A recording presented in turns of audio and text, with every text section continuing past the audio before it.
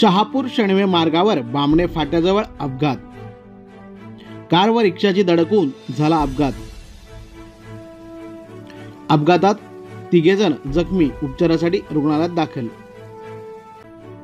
शहापूर शणवे मार्गावर सकाळच्या सुमारास रिक्षा व कारचा अपघात झाला असून या अपघातात तिघेजण जखमी झालेत। जखमींना स्थानिक नागरिकांच्या मदतीने उपचारासाठी रुग्णालयात दाखल करण्यात आले। कार चालक सुखरूप बचावला असून रिक्षातील प्रवासी जखमी झालेत। जखमींची माहिती मिळू शकली नाही।